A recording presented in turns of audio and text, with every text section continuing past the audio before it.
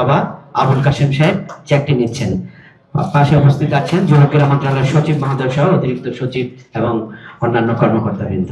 আজকের বিষয়টি আসলে অত্যন্ত মানবিক এবং একজন উদীয়মান ক্রিকেটার মেহেদী হাসান হৃদয় তার যে উঠে আসার যে তার যে চেষ্টা, তার যে ত্যাগ, সবকিছু সম্পর্কে আমরা হৃদয়ের বাবার কাছ থেকে শুনেছি এবং আপনারা জানেন যে কয়েকদিন আগে 2-3 দিন আগে আমরা ক্রিকেট বোর্ডের পক্ষ থেকে একটি অনুদান দেওয়া হয়েছে। ক্রিকেট বোর্ড ইতিমধ্যে আমাদের হৃদয়ের চিকিৎসার জন্য ডেল্টা হসপিটাল কিংবা অন্যান্য যে সুযোগ সুবিধাগুলো দেওয়া দরকার সেটার বিষয়ে তারা তদারকি করছে। আমি আমার যুব ক্রীড়া মন্ত্রণালয়ের পক্ষ থেকে সার্বিকভাবে খোঁজখবর রাখছি এবং আমরা চেষ্টা করছি এবং দোয়া করছি আল্লাহ যাতে হৃদয়কে সুস্থতা দান করে। এখন একজন বাবা হিসেবে তার সন্তানের জন্য যে চাওয়া, যে প্রত্যাশা, তিনি তার জায়গা থেকে সর্বোচ্চটুকু করার চেষ্টা করছেন। আমরা তার একজন সহযোগী হিসেবে আমরা তাকে সহযোগিতা করার জন্য অত্যন্ত আন্তরিকভাবে আমরা আমাদের কার্যক্রম ইনশাল্লাহ চলমান থাকবে।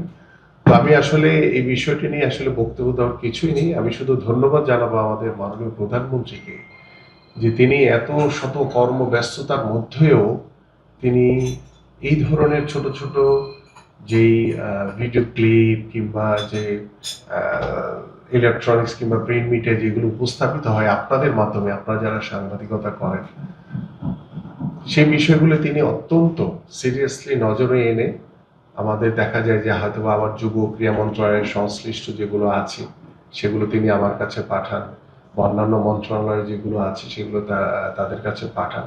এভাবে কিন্তু আমরা চেষ্টা করছি একটি মানবিক বাংলাদেশ গড়ার জন্য।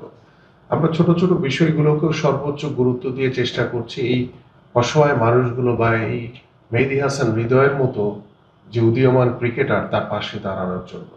তো আমি আমাদের মাননীয় প্রধানমন্ত্রীকে আন্তরিকভাবে ধন্যবাদ এবং কৃতজ্ঞতা জানাই যে তিনি এত শত ব্যস্ততার ভিতরেও তিনি এই বিষয়গুলোর দিকে খেয়াল রাখছেন। প্রতিনিয়ত তিনি আমাদেরকে নির্দেশনা দিচ্ছেন, প্রতিনিয়ত তিনি আমাদেরকে এই বিষয়গুলো নিয়ে কনসার্ন থাকার জন্য বলছেন। আপনাদের মনে আছে চাঁদপুরে যে মতলবের যে একটি প্রতিভাবান খুদে ফুটবলার, আমি নিজেই কিন্তু তার বাসায় গিয়েছিলাম। তো আমি যখন তার বাসায় গিয়েছিলাম ওই ভিডিও ক্লিপটিও কিন্তু আমাকে মাননীয় প্রধানমন্ত্রী পাঠিয়েছিলেন। তিনি তখন লন্ডনে ছিলেন, তো তখন তিনি পাঠিয়েছেন। তখন থেকে কিন্তু এই সোহানের দিকে আমরা সার্বক্ষণিকভাবে খোঁজ খবর রাখছি। প্রতি মাসেই সোহানের খেলাধুলা বা পড়াশোনার জন্য একটি অনুদান আমাদের মাননীয় প্রধানমন্ত্রীর পক্ষ থেকে প্রতিনিয়ত, সেই প্রায় 2 বছর আগের কথা বলছি আমি, অলমোস্ট তখন থেকে এটা যাচ্ছে। তো হঠাৎ করে তিনি এই হৃদয়ের যে ক্লিপটি পাঠিয়েছেন তার সাথে সেই সোহানের আরেকটি ক্লিপ পাঠিয়েছিলেন। তো সোহান তো এখন একটু বড় হয়েছে, তার কন্ট্রোলিং, বল খেলার সবকিছু আরো অনেক বেশি মানে ইমপ্রুভ করেছে তার।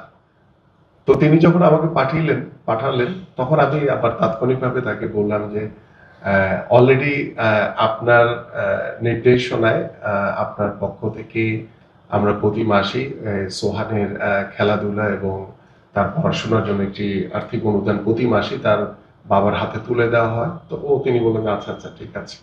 এই যে বিষয়গুলো উনি এতটাই কনসার্ন, আলহামদুলিল্লাহ। এবং আপনারা জানেন যে তিনি ইতিমধ্যে বাংলাদেশের একটি গণতান্ত্রিক সরকার প্রতিষ্ঠার মাধ্যমে বাংলাদেশের জনগণের একজন প্রতিনিধি হয়ে উঠেছেন।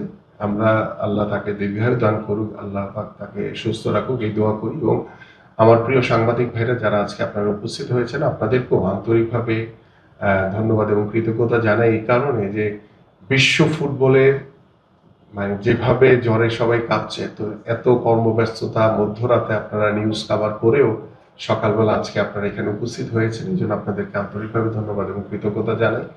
সো আমি শুধু হৃদয়ের বাবার কাছে শুধু এটুকু বলবো যে আমাদের মাননীয় প্রধানমন্ত্রী আপনার পাশে রয়েছেন, আমরা আছি, দেশবাসী রয়েছে।